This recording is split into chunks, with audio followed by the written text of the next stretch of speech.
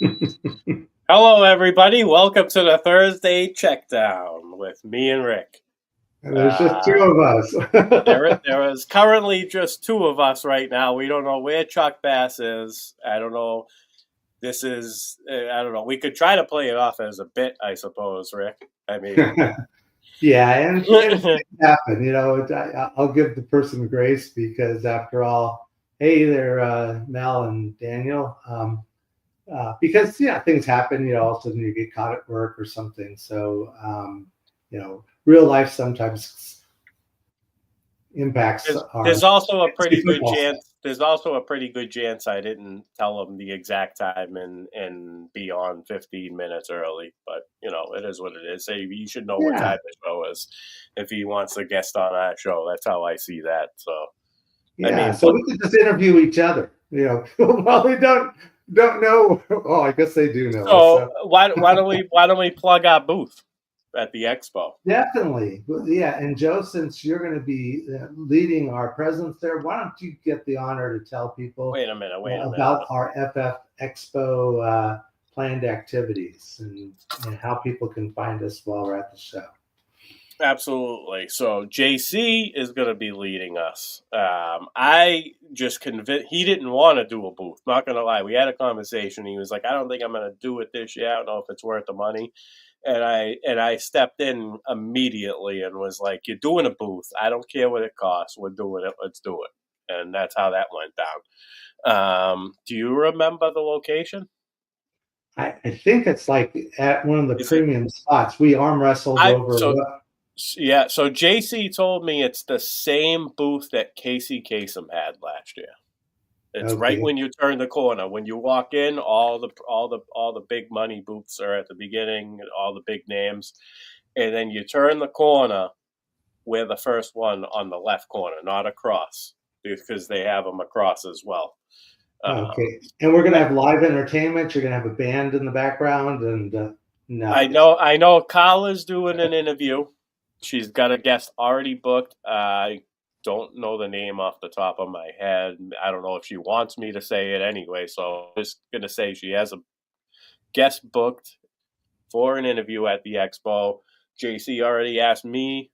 He wants me and you to do a show, Rick, or me to interview someone and you to interview somebody that we meet through our experience at the expo, just to what I mean, just to have that. So we might Yeah. do something like that. Yeah. Yeah. I know we'll have some swag, some T-shirts. JC is a design. He designs all the shirts for us. So we'll have stuff to give away. It's gonna be a good time. I can't wait, man. It's going to be a great time. And one of the things that I'm most excited is, one, to be able to meet you and JC and the entire TSA team, because people think of us all as knowing each other, but we're doing everything virtually. So getting a chance to get together and having a drink or two and just getting a chance to hang out together is one thing I'm looking forward to, plus all the other people that are going to be at the show. There's so many people that I've looked up to and followed and watched for many years, and to be able to get a chance to spend some time, talk with them, learn from them, and just really strengthen the bonds amongst us in the community. That's just the fun time. I guess there'll be some learning stuff, but that's got like going back to school. Who wants to do that? I just want to be able to hang out with people. So, That's right. And we're probably gonna meet a ton of new people too that we and don't have. you're doing some real stuff though too, aren't there? I think there's some sort of a poker game or Yeah, I don't know when exactly, but I'll be in the poker tournament, the same one Ronnie Evans won last year. I'm nice. looking forward to meeting Drew Davenport. He's a great guy. Love his work. Love the insights he provides for us as far as the law goes and what he knows about the entire process. Really, like how long it takes, what can prolong it, what can make it go faster, and all that stuff. He's got great insights. So looking forward to meeting him, being part of the poker tournament, just having fun. I know James Seo is playing. Um, looking forward to meeting that guy. I mean, we've been in the spaces before, and just great guy. And I think you're also playing in an actual fantasy draft or fantasy tournament while you're out there too, right? Jim Kelly division. There's only me and somebody else. There's only 2 people in it right now. I'm in the Jim Kelly Fans Classic Superflex division redraft. It's not Dynasty, obviously. It's Superflex Jim Kelly division. You want to come meet me and compete against me? That's where I'll be at the Hall of Fame. I believe that's on a Saturday. That's on the Saturday. That sounds fun. And also, we're right there where the Pro Football Hall of Fame is. So I know I'm going to spend some time over there. And yep, as will I. Yep. It'll be a lot of fun. And when are you going in? You're going in on Thursday? Yeah, we arrive early Thursday. We're flying into Cleveland, renting a car, and then driving to Canton. We maybe get some breakfast in Cleveland before we head out. But yeah, then we're heading right to right to the I don't know what's the name of the hotel we booked. We booked the hotel right off the site where you buy the DoubleTree. I bet you're at the DoubleTree. Yeah, DoubleTree. That's it. I haven't done travel yet, but I did right away book the hotel because I hear that was one of the first things that sells out. So I'll be there Thursday through Sunday. Yep. And flying into Cleveland as well. And no, Chuck Bass isn't here yet, Andrew. So, that smell. For the record, I DM'd them that if they're paying him the ghost, I'm going to kick some ass. So, for the record, just throwing it out there. Well, the other thing that's like, right, a lot of excitement, a lot of people that are so focused on the Scott Fish Bowl. And, I know that you're drafting in the live draft in Boston. Correct. And I'm sure the Boston divisions are all full. I'm drafting in Dallas because I'm coordinating the Houston live draft. The Houston live draft is full. I think the Dallas is full as well. So right now, all of us who have been so focused on trying to get people to sign up and choose their respective live drafts and divisions, now we're focused on getting donations. So all you folks out there that are excited about playing, and especially if it's your first time, it is a charity league. So do look for opportunities to donate and to give back. The main overarching charity, of course, is Fantasy Cares, but each of the live drafts has a local draft that I believe most, if not all of them, are supporting. Ours is the Houston Food Bank. Again, the more we can do as a community, the bigger of an impact we can have. We're not just playing football, we're playing games, but we're also giving back to the community. And when is your live draft? July 20th. July 20th. Oh, good. Yeah. Houston is July 12th. Dallas, I think, is the 30th. So we're going to be driving up. It's a 4-hour drive for us to hit Dallas, but well worth the effort. And again, getting a chance to meet with people in the Dallas area, including Bob Harris. I've been so psyched to be able to meet him in person. So he's not in the same division I'm in.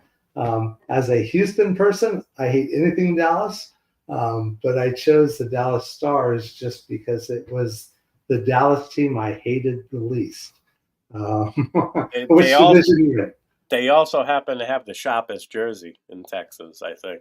They are good, especially that kind of like optic green one. It looks really cool. So they have been doing really well, but it looks like right now they're, I think Edmonton has been, taking the last couple of games in their series. 3-1. It's 3-1 Edmonton, yeah. So it's tough to beat them. They got Draisaitl and McDavid. I mean, how can you beat that? That's yeah.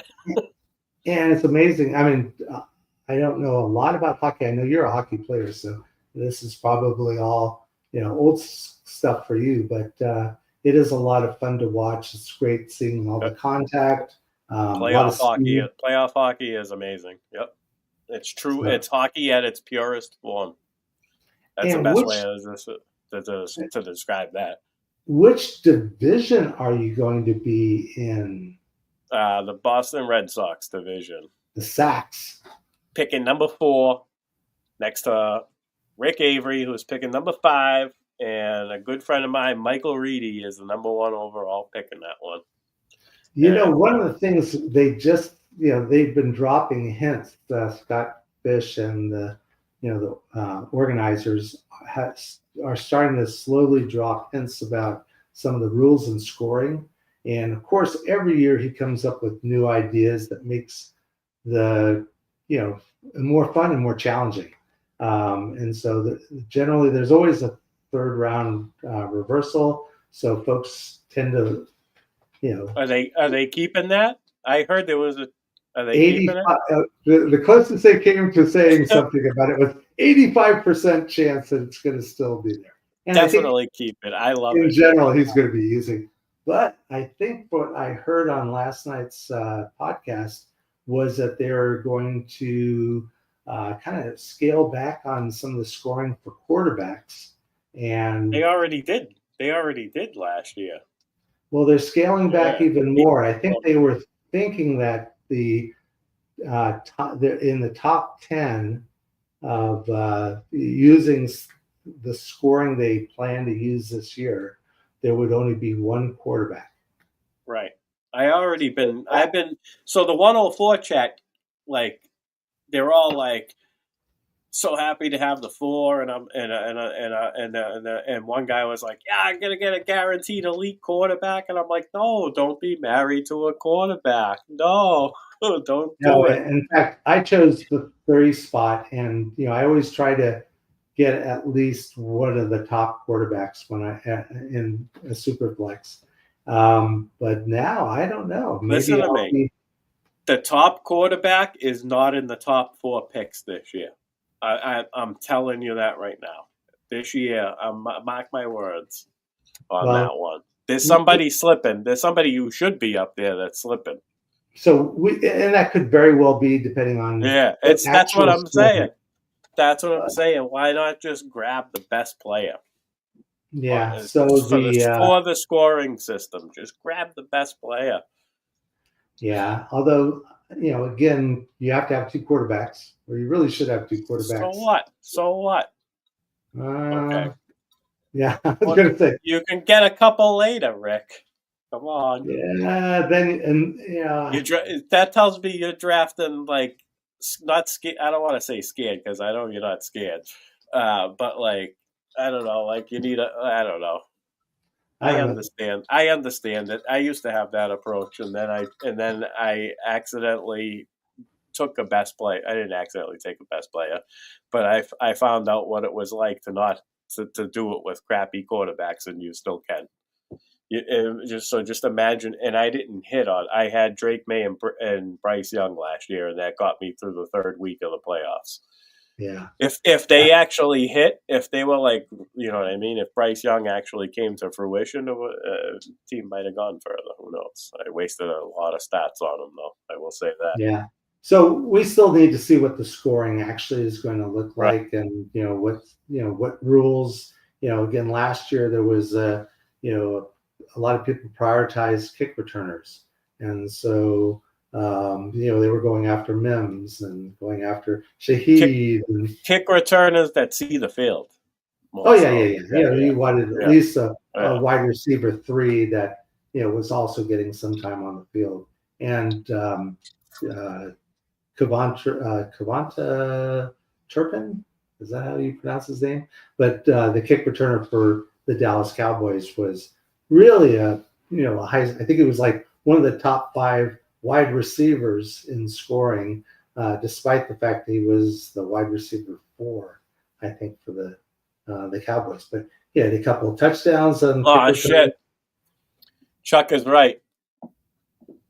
He just beat me. He just kicked my ass. So I have to apologize to Chuck Bass. I'm going to do that right now. he just sent me a screenshot of a DM of him asking if 7:30 was okay, and I said, and I believe I said, yeah. I didn't even look, but I remember now. I remember the conversations, so now I feel like a total dick, and I apologize, Chuck. He says, Well, he's still late at 6:32. I knew we should have went with it as a bit, Rick. Damn it. So he'll be here any second now. But so Scott Fishbowl, do what you can to donate. Do what you can to. If you are in a live draft, you're going to have a blast of a time. You get a chance to meet with a lot of people, and best of all, you're doing something good for the charities, whether it's Fantasy Cares or whether it's it's in your DM, Chuck. I sent the link, and it's in your DM, dude.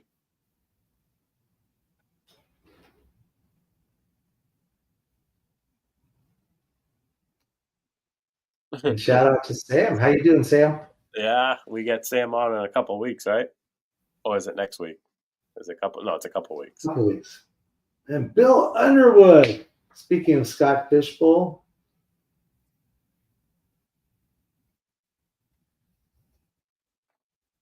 takes to a dead studio. Well, some people I think he's lying. Now I think he's lying. Yeah, you could just go ahead and just copy it from the invite button. That will take them direct into us. So.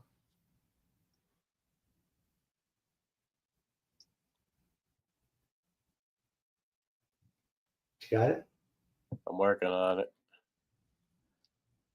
So other things that are going on, not much. The teams are doing some of their workouts. I think a couple players for the Cincinnati Bengals are holding out, some of the rookies that were drafted high. That's dead.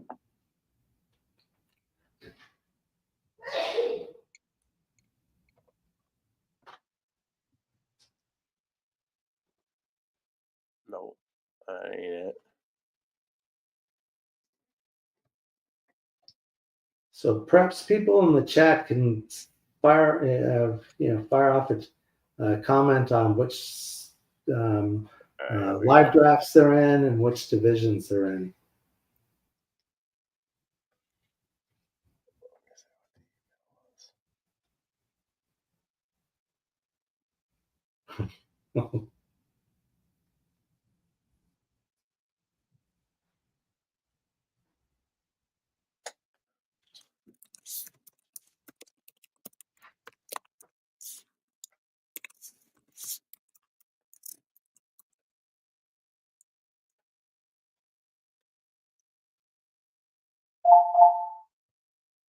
Oh, actually, there isn't a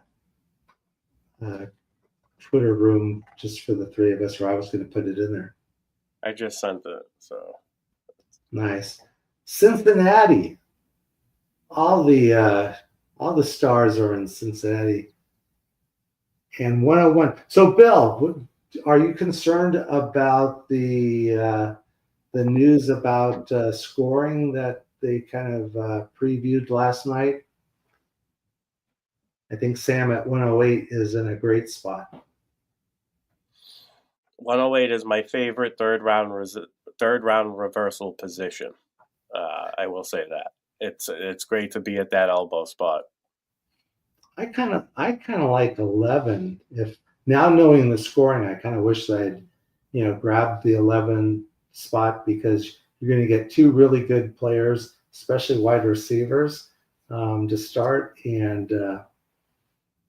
then you still get the third round reversal to add another player, whether you're going to maybe look at quarterback or there he is. Nice. Let's bring him in. Yeah, I'll bring him in. What's up, Chuck? So I was going to give you a hard time. Now I have to redirect that. Rick, we should have totally went with the bid thing. Remember we talked about we were like, we should just do a bit until he shows up. I saw a missed audio call and I was like, people only do that when somebody fucked up. I was not to be that. The link took me to Tuesday show, whatever the best ball show was. That was what that brought me to. So I'm ready to rock, guys. I'm coming in hot. I've got my drink open. I've got the takes to give. You throw it at me, I'll throw it back. Nice. Fire away, Joe. How are we doing? We're doing great. I mean, Yeah. Look at the Tampa Bay Buccaneer hat. Jeez. We don't get to hear my wonderful introduction. I don't care. That's okay. That's The show goes on. Only a couple F-bombs and So I just want to point out that, Chuck, you always make me laugh on Twitter. And then at the same time, I always ask, what the fuck did I just read? So it's beautiful. And no, that's great. So, but well, I do know that you win big, decent competition fantasy football leagues. And I know you're no slouch. So I'm glad to have you on and talk fantasy football, man. Well, that's the key. I do like a bait thing where I make people think that I suck at it with a lot of my tweets and I put all the teams that I post. So people think I get invites to leagues hourly. People are like, oh, here's free money walking through the door. And then the draft hits and turn the tables on everybody. So it's a nice little racket I got going on. I don't know how much longer it'll last, but by that point, Elon will have probably brought me on board and I'll have some consistent cash flow moving in. Well, the 7 people that watch this show, they won't tell anyone else. So your secret's safe. I'm looking at the chat right now. Not only is it a bunch of people I love, but it's a bunch of people who have fallen for the trap already. So I think the cat's out of the bag, so I can be completely honest here. Nice. So why don't we just go ahead and spend a few minutes just letting the people that are watching that haven't had a chance to watch you or hear you in the past learn a little bit about yourself. So me too. I don't know everything about Chuck. I just know social media, Chuck. This is going to be good. Tell us about yourself. Well, let's see here. How does anybody start in the fantasy football community? They start by listening to a podcast one day and they just say to themselves, this guy doesn't know what the fuck he's talking about. I know more than this dude. I can stop. I'm going to get a mic. I'm going to get a camera. And I'm just going to let the takes fly. And then I failed at that for a couple years one day. And I had, I don't know, just made connections with the right people. And it was almost like a Black Mirror episode where the realities merged with, I don't know if I'm living in a simulation or if I just broke through with the tipping point. But I'm happy to be sitting here before you guys today.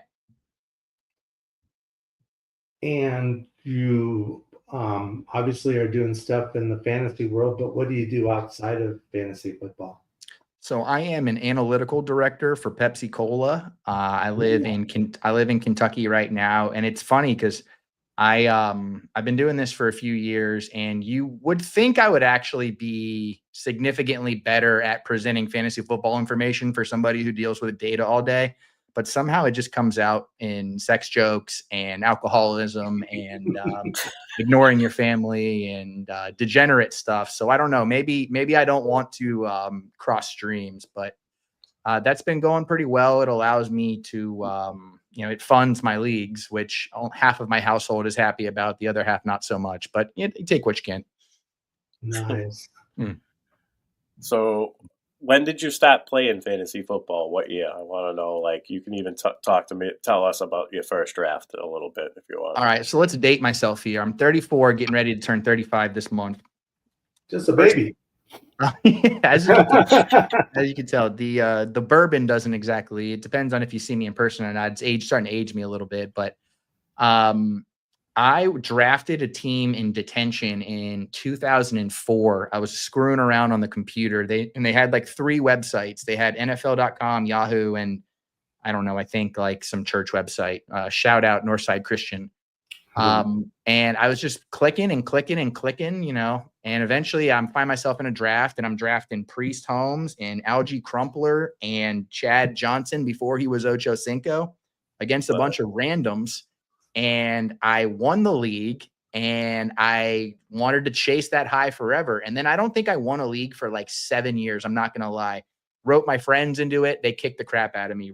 Roped my sports teammates in it. They kicked the crap out of me. I tried to take money from my family. They absolutely destroyed me. So I think that helped my fantasy football passion because I was chasing the dragon for so long after getting a quick taste early on. And I was just getting absolutely destroyed by these scrubs, I shall say. And that's how the game goes sometimes, especially if it's like a Final Four playoff. Like anything happens there.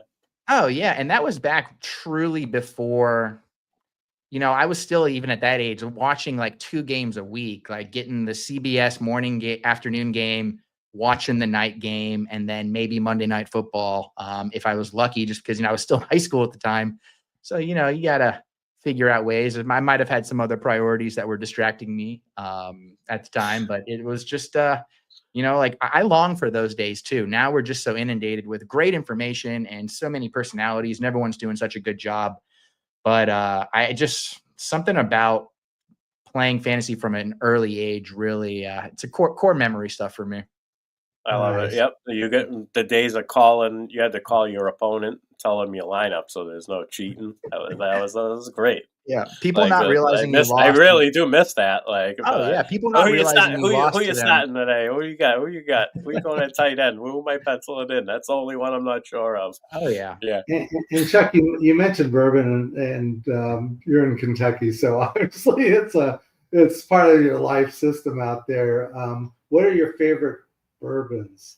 All right. I love this question. So my favorite shelf bourbon that you can find at any liquor store is Michter's. Michter's is my favorite. I like it more than Buffalo Trace, Four Roses, Maker's Mark, all that stuff. Give me Michter's, one of my favorite distilleries out of Louisville.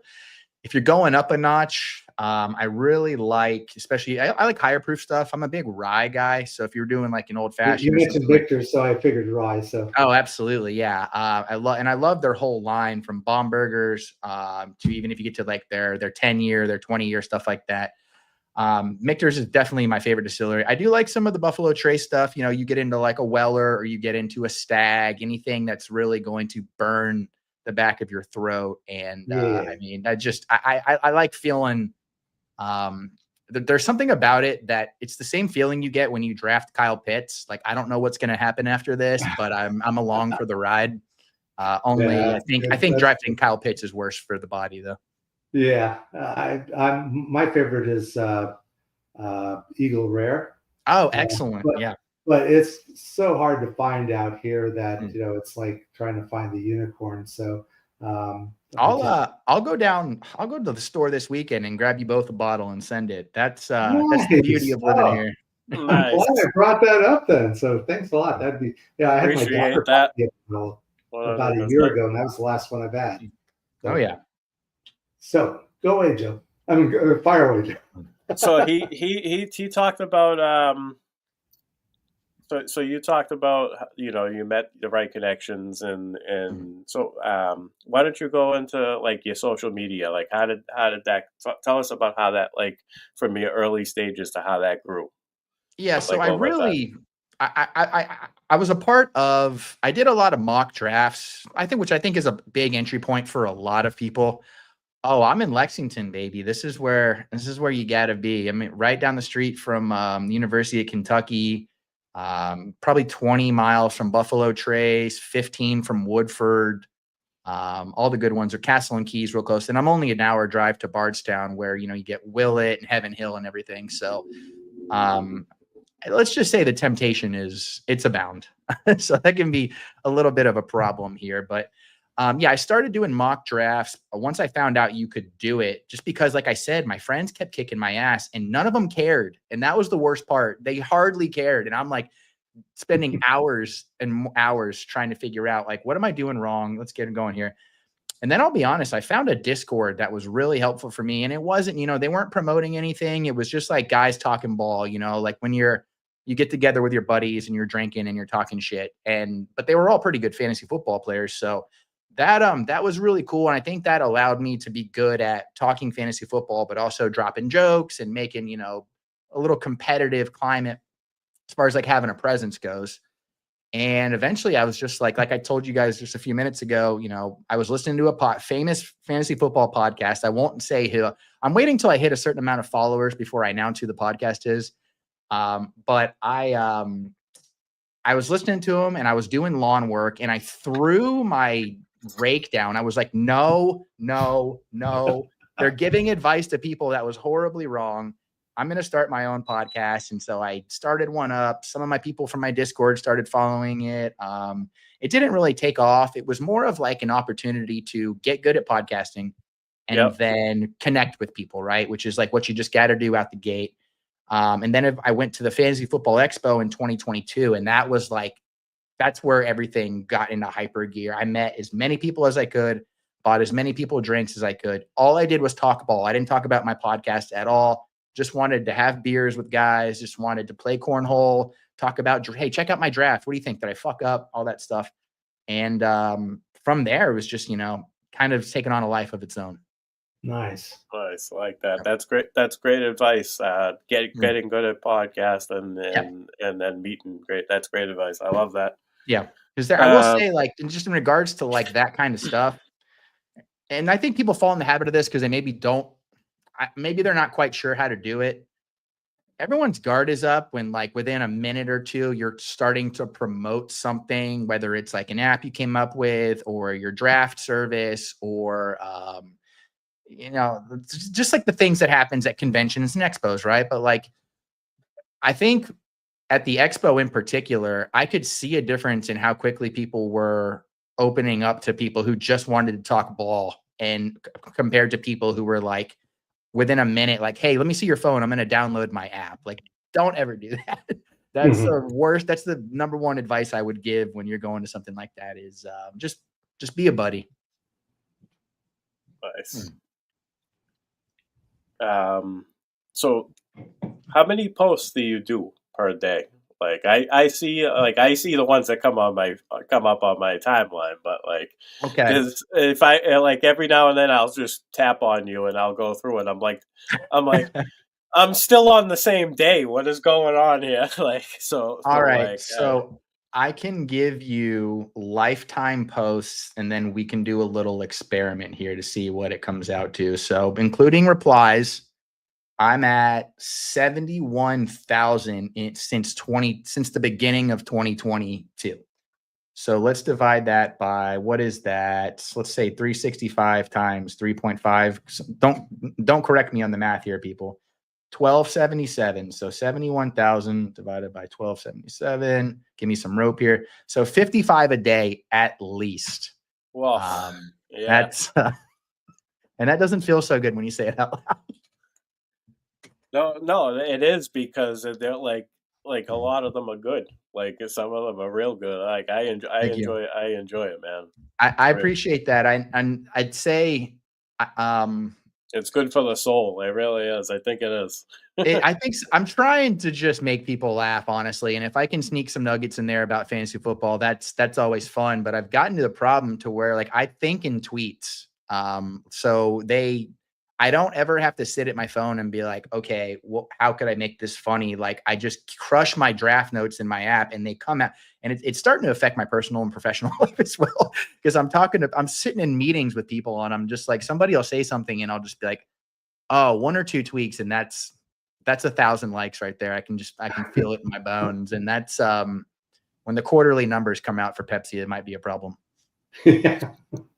Well, it is kind of cool that that you do work with analytics, because again, you're looking for trends, you're looking for variances, and so from a work point of view, this seems like just the perfect I don't say side gig, but pastime or hobby to do, because your mind already is thinking that way. Yeah, it is. I'm always looking for. The big thing, especially in Pepsi, is forecasting historical indicators and using, nationwide data and customer data and efficiencies and stuff like that, and just trying to get as close to the target as you can. I mean, that's fantasy football in a nutshell. So problem is that we can typically control that on the Pepsi side, and I want to strangle people from the Dolphins and the Steelers when they're talking about trading Jonnu Smith. I'm sitting there, I'm like, this goes against, against everything in my profession, goes against like this exact behavior that they're trying to go about right now. It's so frustrating. And worse to Pittsburgh. Why would they try? Why Pat Fryermuth is set up so nice right now to be where he's going in drafts? Like, why would they do that? Why would they do that to us? It's like let's kill both of their values. And when tight end is already as frail as like a recovering drug addict, like there's like 3 guys at the top that are probably going to be pretty great, and everyone else is just 4 close through your eyes. 25, you could just flip the coin, right? I dropped this nugget today, and I was kind of crazy to find out. Sam Laporta was the first tight end in 15 years to go into the season as the tight end 1 in ADP and not finish in the top 6. Like, that's where we're at with the tight ends right now. It's just like the golden age is coming to an end. That's why I'd rather there be kickers and have tight end, no tight end. Mm-hmm. I'll get in on that. I'll get in on that for sure. So I was going to say one other thing, and again, it's about Pepsi, is that, and this ages myself, but there was a book written about John Scully, and he went from Pepsi, where he was like I think he was like a senior vice president in charge of Latin America business for Pepsi, and he went to Apple, and of course, at Pepsi, as Pepsi and Coca-Cola were a mature industry, but also a highly competitive mature industry. So if there was like a quarterly result that was a market share of like a 1/10%, heads would roll. People were dragged into the boardrooms and had to explain themselves. And he goes over to Apple. And there's people sitting in beanbag chairs, and they're blue skying, and all of a sudden Apple had like 8% market share.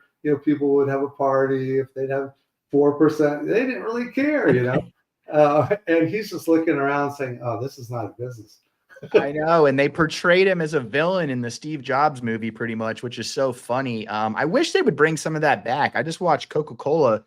God, their stock just split. Like, they're just absolutely crushing it. And Pepsi stock, I check it regularly because it's just I have such a tenuous relationship with corporate, and they're blowing it, guys. I got to be honest. They have such a great product, and they're blowing it. You know what, though? I'm gonna say this because I work for Polar Beverages, and Pepsi is a competitor in the Northeast, and you guys acquired Poppy at the that's huge. That's huge. So we've been working with them. We're the ones who push their product in the Northeast. Incredible company that like their workers they're highly involved. They're motivated. They're that's a good company right there. You're getting a good group of people.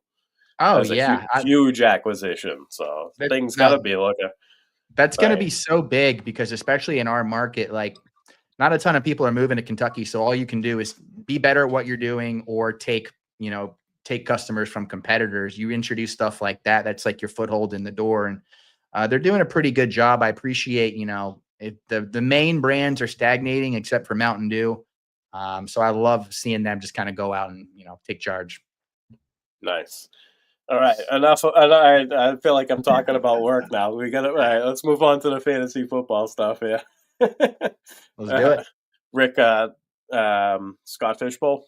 You've been. I mean, you're in the Scott Fishbowl. We know that. Yeah, you got to be in the Scott Fishbowl. So, are you doing a live draft, or are you? I wish I could have. I've done the Cincinnati live draft the last couple of years, and it's been a blast, but I had to choose the EXPO or the Scott Fishbowl this year just for scheduling purposes. So I went with the EXPO because I didn't go last year. So I'll be doing one online, but I mean, I'm going to be as active as I possibly can in the chats, in the, posting on Twitter, talking about mock drafts, and just kind of, doing the most that I can to spread misinformation about the scoring and ADPs and stuff like that. Just because, guys, I'll be honest with you, I'm getting my ass kicked in these tournaments. Well, now you're doing the online one, so you're an overall contender, I think. I hope so. Because the biggest mistake I made at the last two was focusing on focusing on the beer line and not the draft board, Right. like, and people at the tournament were like, Chuck, get over here. You've been on the clock. It could happen. Yep, that happens. It's a good time. Nice. Yeah. All right. So your favorite team, the Tampa Bay Buccaneers. How's that happen for a Kentucky guy? I mean, so I'm from Florida originally. Okay.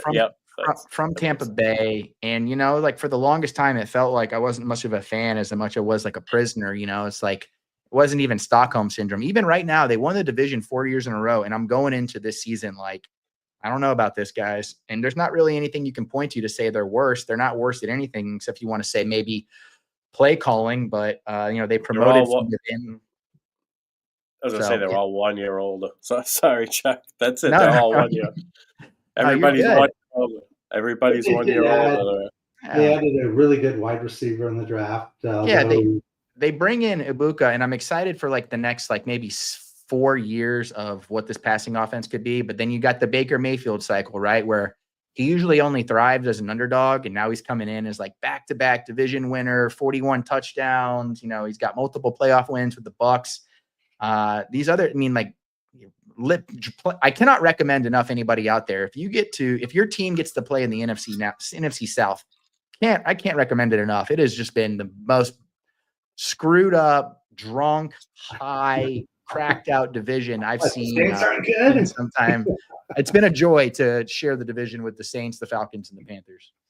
Yeah, but the Falcons might be a little bit better this year. I mean, there's a chance. Yeah, I think all three teams will be, the Saints just by virtue of moving on from one of the worst head coaches you'll ever see.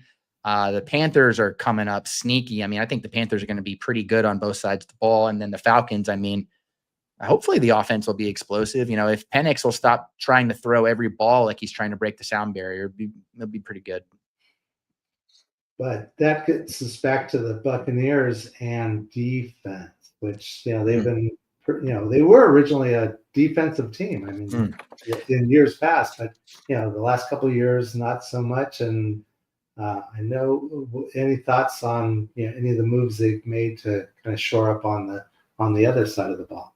I personally don't think that they are any better on defense than they were last year, and they've just been relying on. And they weren't very good last year, and the year before they were better. But I think they're relying on star power and brand names. And when you're the division winner and you're playing these schedules, I mean, we had a period last year where we played like the Ravens, the Chiefs, the 49ers, and the Bills all within like 5 weeks of each other.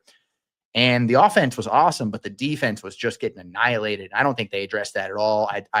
Some of the picks they made are like nice bench or nice depth pieces, but they didn't increase the top line level of the defense. Winfield he was banged up last year, but he didn't play anywhere close to, at the time he was the highest paid defensive back of all time. Yeah, great. They bring in Hassan Reddick, which I think is, I think he could give you some action, but at the same time, like you're making bets that have just as much odds blowing up in your face as they do paying off. And those might have worked 2 years ago when you had, these three other horrible teams in the division. But if any of those teams even get like 15% better, I think it's going to be a bloodbath. Yeah. I hope not, though. So I want your thoughts on second round Bucky Irvin, the 2-3 turn, we'll say. Sometimes he falls to the third round. Bucky Irvin. Are you in on this?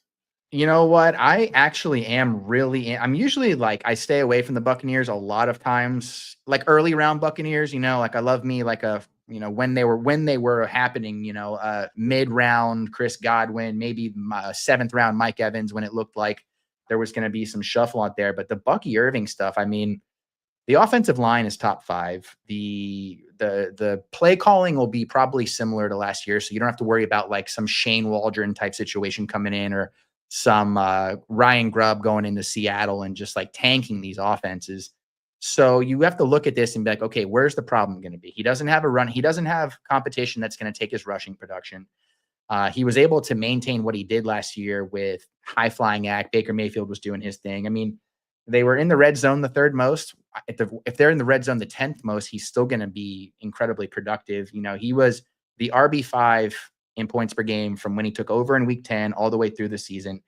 I have a lot of trouble looking at his ADP, especially compared to some of the guys going around him. Like Josh Jacobs, who's going around him. You got like Kyron Williams, Chase Brown. You start getting Jonathan Taylor.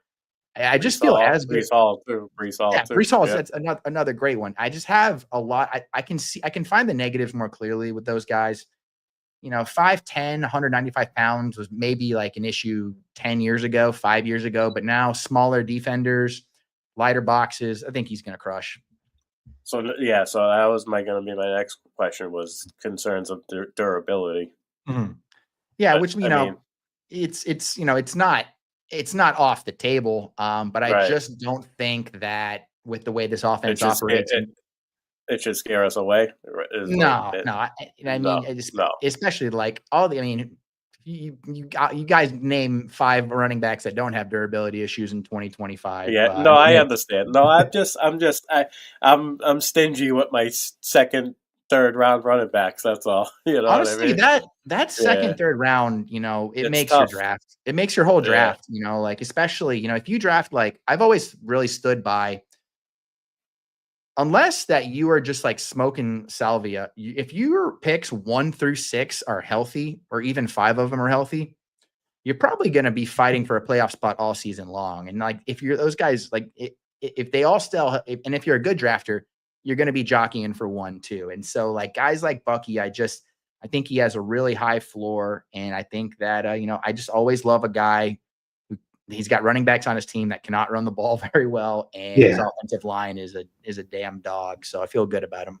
And he's a good player when all of a sudden they're talking about, this is the next Bucky, or who's the next Bucky Irving in the draft. Every show, Bashul Tootin everyone wants Bashul Tootin because he's the next. No, you couldn't be more right. I did a whole show with Matt Kelly, literally 90 minutes about the next Bucky Irving. I was like, this is great. I can't get enough of it, especially after the Buccaneers have been. I heard that one. Yep, nice. The Buccaneers have been in like running back purgatory for what feels like a very long time. Like those rushing offenses with Fournette and Ronald Jones were not good. They absolutely were not. So you have to go back to like maybe a Doug Martin season for us to be like, we've got a dude that we know we can give the ball to 20 times and he's going to make the first guy miss. After that, all bets are off. And Rachaad White was that kind of bridging running back between the Fournettes and Jones and now Bucky. So yeah, you don't see a lot of 1,400 yard from scrimmage guys just get dusted in the depth chart like Rachaad White just did. But he still plays hard. He's still a great pass catcher, so he'll have a role. Yeah. So, all right. Team names, fantasy team names. I need to know a couple of them this year. What are you going with? You know what? I think I'm just going to run Hawk Tua back. Like just enough time has passed and we can, the jokes is play. Everyone's still in the news. I haven't seen her lately. So everyone's forgot about it. She's off. She took everybody's money and ran. I'm waiting a little bit on the team names just because I want to see some of these stupid stories. Like Stephon Diggs is giving us gold right now, like with this whole yacht story. Like that's got it made in the shade. So I need like 1 or 2 more stories, maybe an arrest, a high profile arrest too. Like you guys know the offseason doesn't really start until a high profile NFL player gets arrested for the dumbest shit ever. So I'm waiting for something a little bit more criminal, degenerate, slimy, page 6 to happen, so I can, get the brain cells working. A couple of ones I have had in the past that I enjoyed was Insane Clowny Posse. Never let the puns die, please. Those will always be my favorite. Garoppolo now. Hey, anything to keep Garoppolo relevant in 2025, I'm all on board for. My wife was in love with him, so I'd have him on every team. My 4th place high stakes finish, that team name was Nice Butker on that girly. See, those are the teams that always win. People underestimate how important your team name is to your success. I think what I'm going to do this season is I'm going to sell off maybe my team names as advertising space for anybody who wants to advertise in my leagues. That way I can maybe pull a little, at least get my buy-ins covered. Nice. So, and I wanted to talk about one more because it's a great story. My first high stakes draft of the year, not the one that I just live streamed. I was considering doing this one live, but I ended up not, and thank God, because my son was sick. He got sick like an hour before the draft was starting, and the thing filled like in the morning time, so it's not like I could back out. And I got him situated on the couch, and he was comfortable finally. And I got in front of the computer. I started prepping and stuff. Yeah. The clock got down to 30 seconds, and he ran to the bathroom and just painted the floor. Like, I was like, "Are you fucking kidding me?" And I was picking third overall, which I ended up getting Bijan. Yeah. But I had, by the time I cleaned up everything and got him back on the couch, I had like 20 seconds left on the clock. So, and his name is Cash. So I went with the team name, throwing up Cash. Yeah, baby, tie it all together. Get the whole family my involved. My wife texted me that, and I was like, "That's it." And I was like, she came up with it, but I probably would have thought of that. I'll give her credit for that one. You know what? She nailed it, and that's the thing about that stuff is it just has to come. You can't sit around and think about it. It's got to be stuff like that where it just floats into your life and you take off with it. Yep. If she wasn't my wife, she never would have thought of that. I can tell you that much, because she knows how important the team name is to me. So I value that, and I know you value it too. Absolutely. I hear the passion when you talk about it. Absolutely, I love that. Yeah. All right. So, all right, Rick.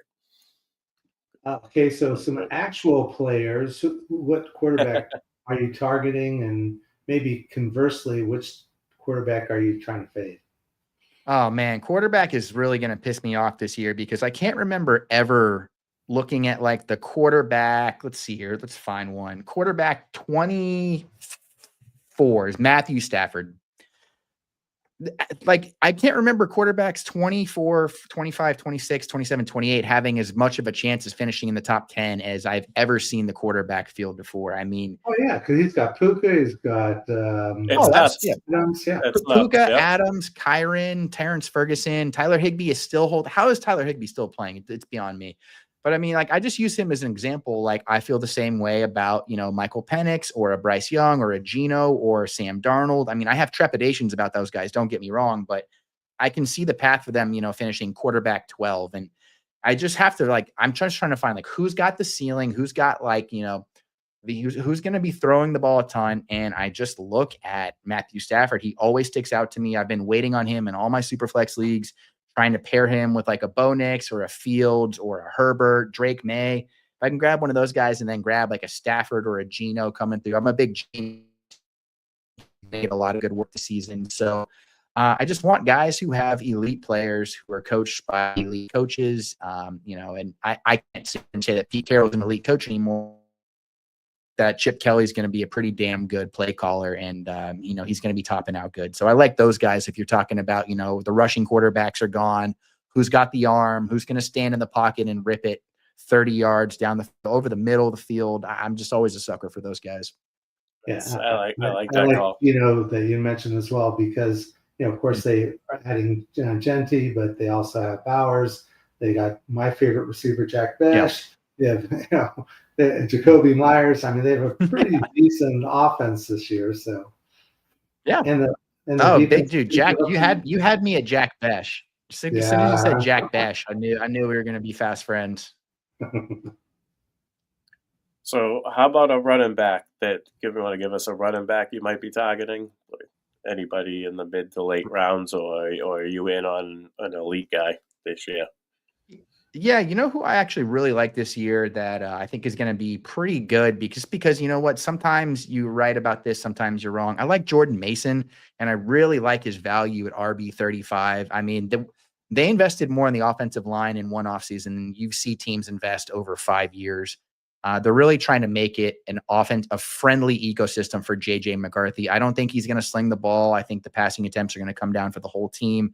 And Aaron Jones is pretty good last year, but you could started to see him lose steam as the season went along. So I think you pull his production back, you get Jordan Mason in there, and I think you have kind of the perfect version of what we've seen with Kenneth Walker and Zach Charbonnet, only better. to where these guys can actually function together, to where one of them is the explosive back, the other is kind of the chain mover, the pass catcher, whatever have you. So how those roles shake out, I'm not positive, but this has been as friendly of an RB unit in Minnesota, especially under Kevin O'Connell, as we've seen over the last such a last big few years. improvement over Chandler. I mean, yeah, big time. It's an awesome combination, Mason and Aaron Jones. I say the same thing all the time. I love it. And he did like a really good job last year of, guys fill in for the 49ers, like 49ers running backs fill in all the time and have 1 game, 2 game, and then they get shuffled back down the chart. Like he was carrying teams for 6 weeks. It was really impressive. And I do think that, Garendo's a great running back too, but I kind of think that they're going to miss having Mason in the backfield. So.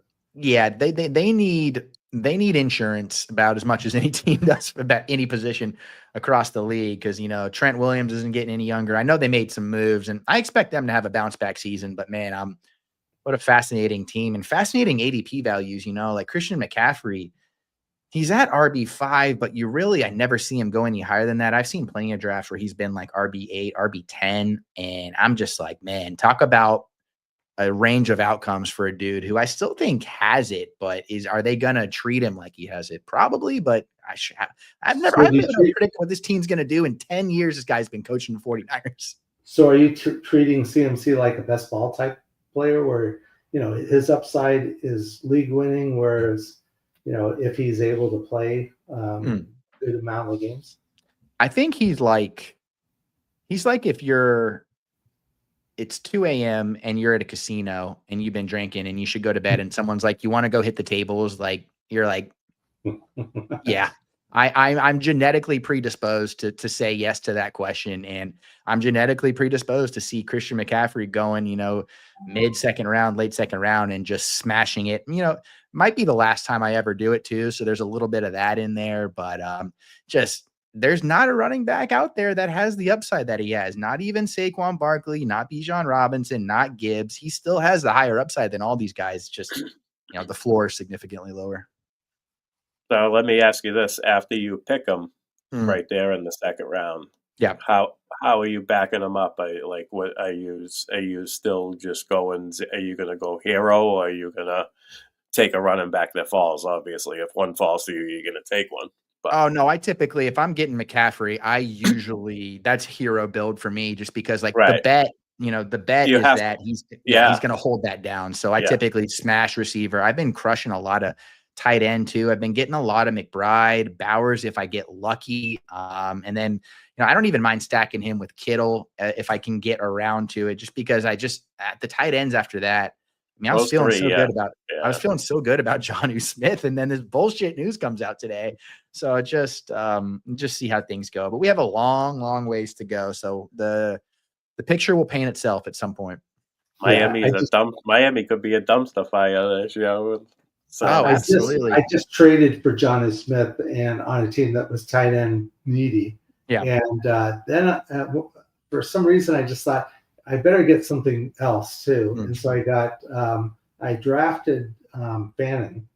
And so I said, well, I need to kind of protect that too. So I got Njoku. So I'm well done.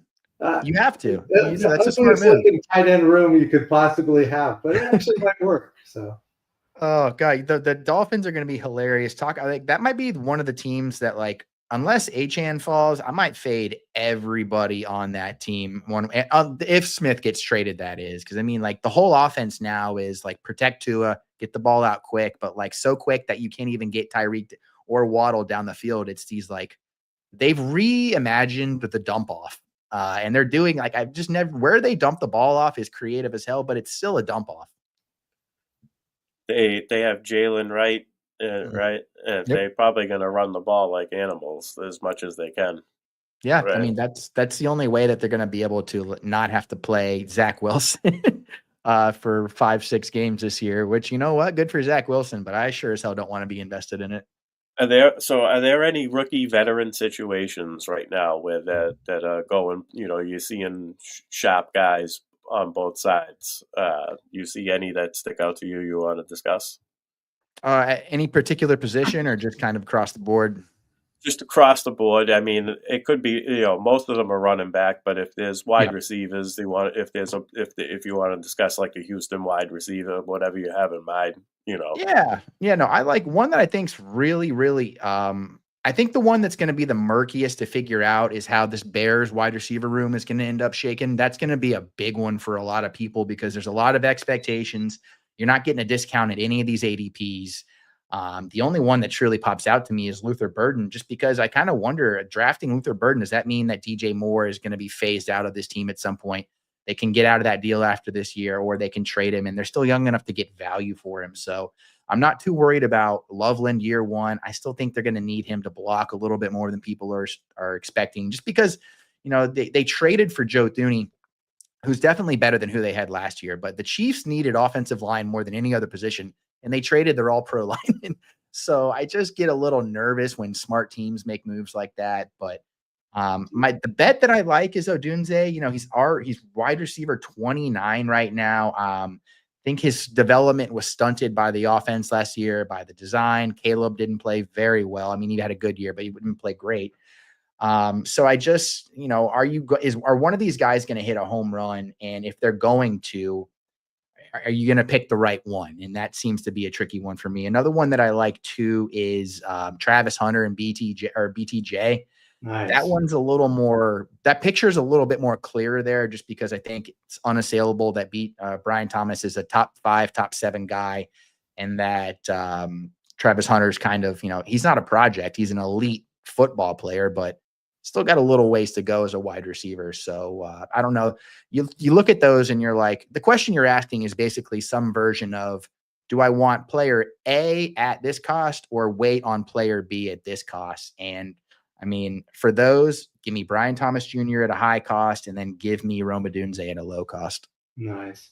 Do you think that Burden's actually going to be chewing a little bit into Loveland's use in Chicago, since he would be the type of player that you try to get the ball out and let him run with it? Yeah. And I'm thinking that's in the general territory of where you're going to have your tight end.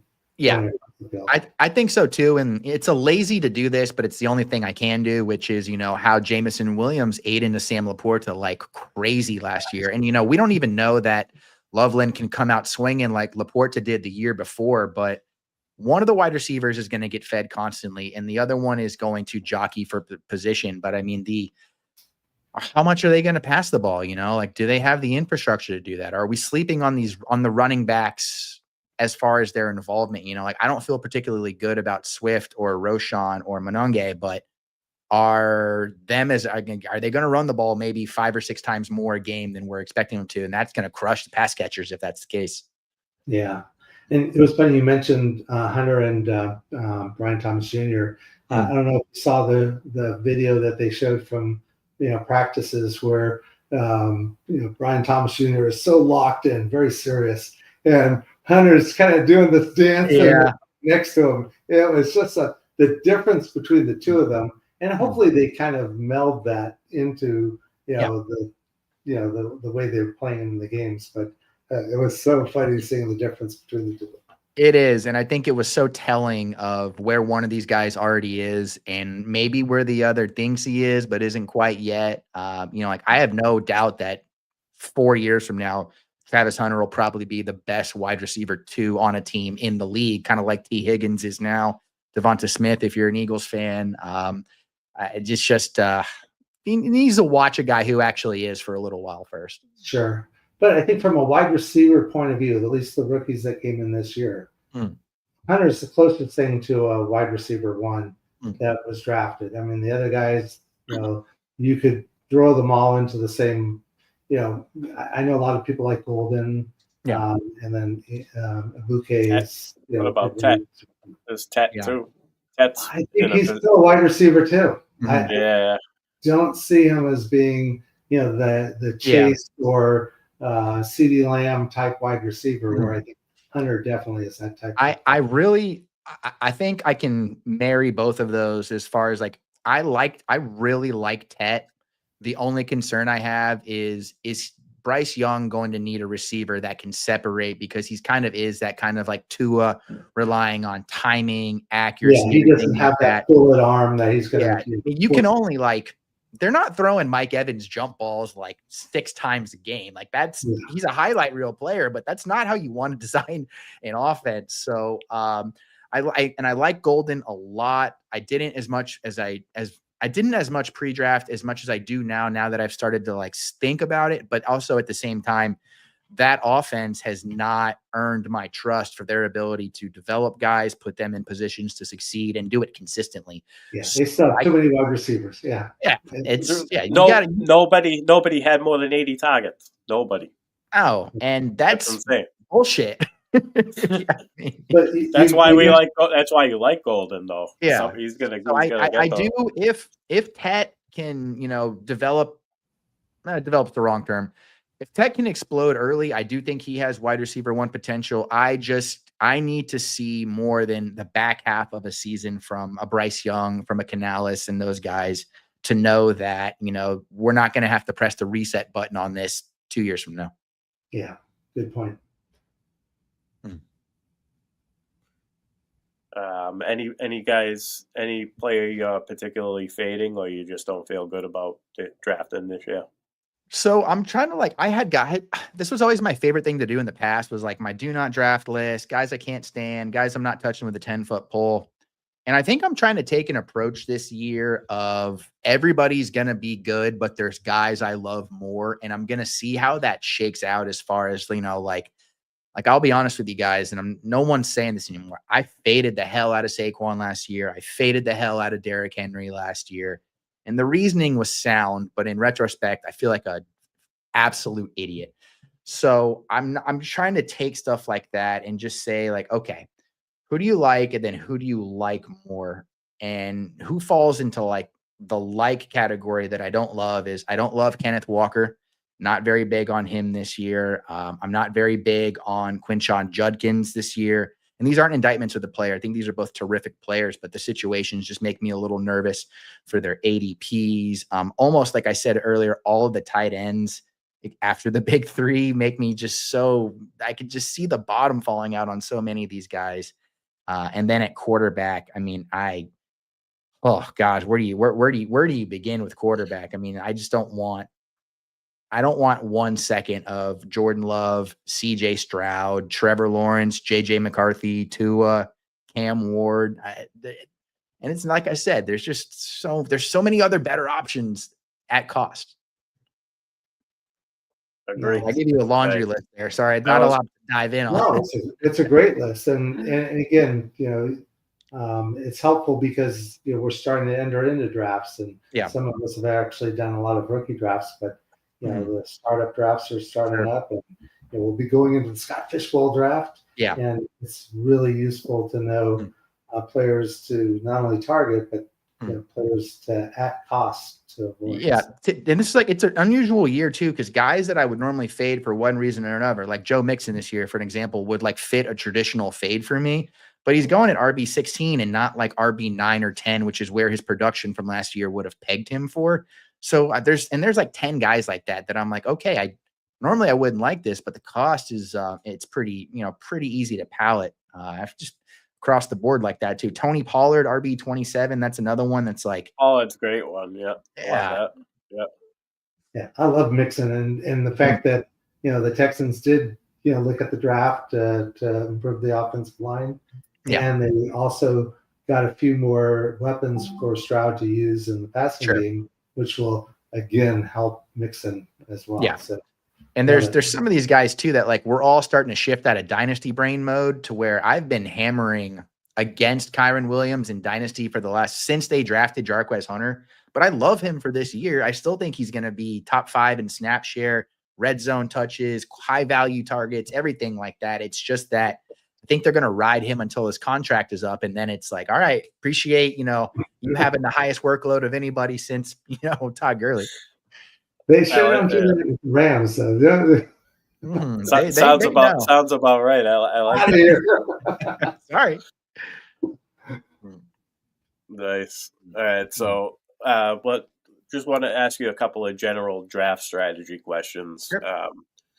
Is there a specific build you prefer over the other? Like, which one is your favorite? Like, Yeah, which I you would have the most say success with, I should say. I would say hero RB for sure, my baby. But if we're talking about like how I specifically approach a draft, and like we all let the draft come to us, but I found myself, especially this year and maybe the last 2 or 3 years, just fading, especially in super flex leagues, which I get grilled for all the time, fading quarterbacks, fading tight ends, and just collecting as many of these stud running backs and wide receivers as I can, and just trying to shore up dart throws in the mid to later rounds. I've just found that for so many of my super flex rosters, especially when I go quarterback early, whether it's 1-2 or 1-3 or 1-4, 2-3, 2-4, 2-5, I'm always like, man, 3 of the guys that I was really counting on this year went out to injury or got arrested before the game started week 1, or were just flat out busts. So if I know that these quarterbacks are going to finish within a few points per game of like the QB7, QB8, I just feel much more comfortable about what their spike weeks can be in any given week, really. And just trying to collect as many superstar wide receivers and running backs as possible, because we're getting away from the eras of like, gosh, who was the running back for the Broncos? The small little guy with the big afro, Philip Lindsay. Gosh. We're not getting Philip Lindsay's late rounders anymore. Like, they're happening sporadically, but like it used to be like we would have like 4 or 5 of those guys every year. And now it's just like the same guys are getting the same volume, the same workload. And if you don't have them, you're screwed. And so I'm just trying to hone in where I can, especially quarterbacks or positions like tight end and quarterback, where so many of these offensive play callers are just manufacturing something out of nothing, which you just never got before over the course of maybe 12, 14 games in a season. So that's kind of, and there's also some arrogance to that too, right? Like, oh, you bet I can win with Tucker Kraft and God, who played Matthew Stafford. Stafford and I actually did win a league last year with Daniel Jones, Geno Smith, and Deshaun Watson were the only quarterbacks I drafted. So shout out that league. So are you going to be looking at then guys like Chase and CeeDee Lamb and your first picks are always going to be those a wide receiver from that grouping? Yeah, I just did a pretty high stakes dynasty league where I think I had the 5th overall pick, or not dynasty league. Sorry. It was a best ball league, and I had the 5th overall pick, and it is super flex. And I went Bijan. I just had a feeling that I want to get a hero RB up top, and I'm going to go wide receiver,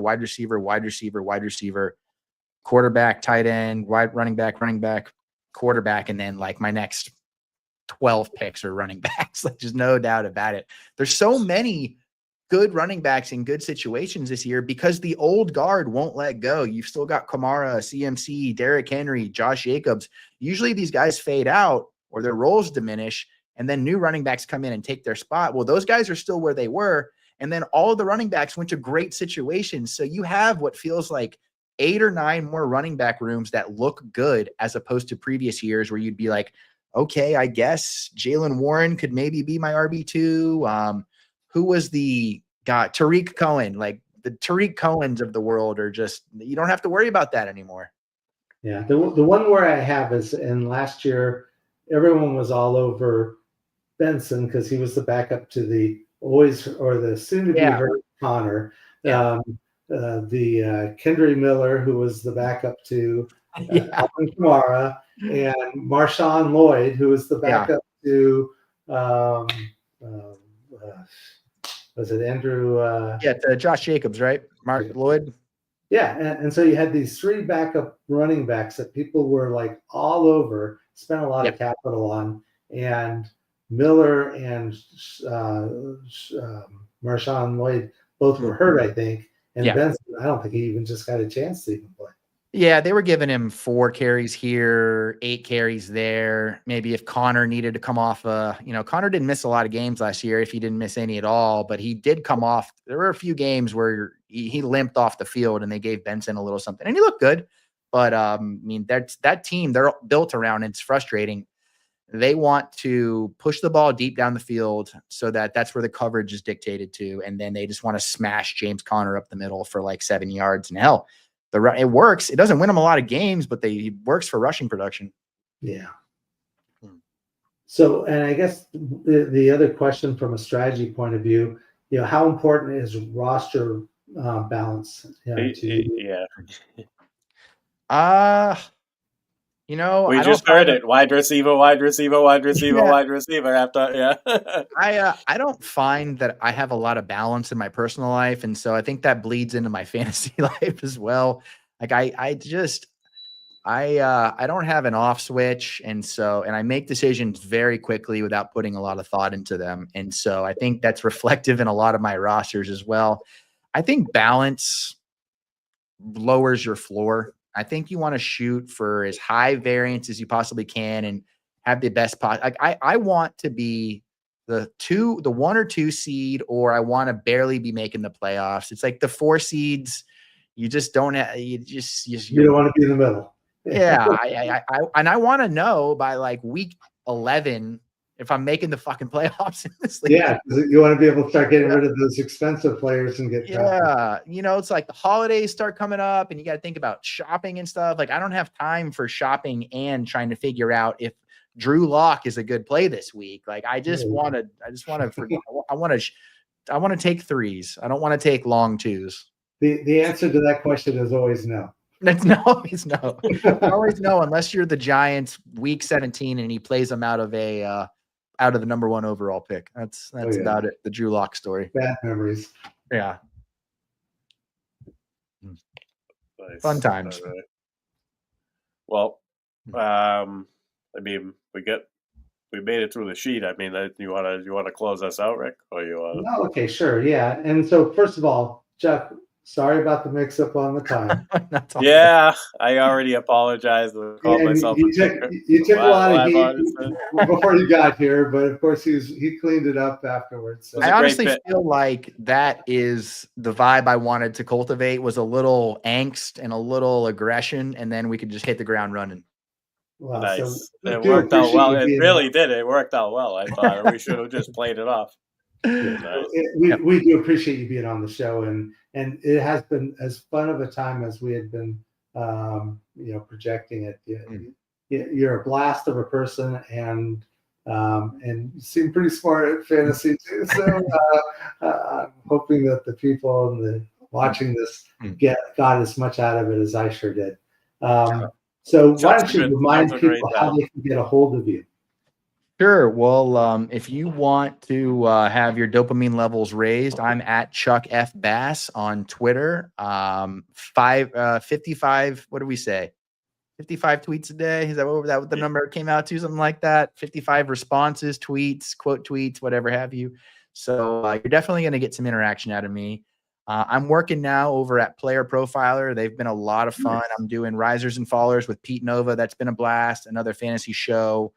And I'll be at the EXPO this year. So if you want to come have a beer, or if you want to come tell me that, I suck ass, whatever is appropriate, come up, grab me by the collar and chug in my face. I'll be all about it. But I want to thank you guys for having me on.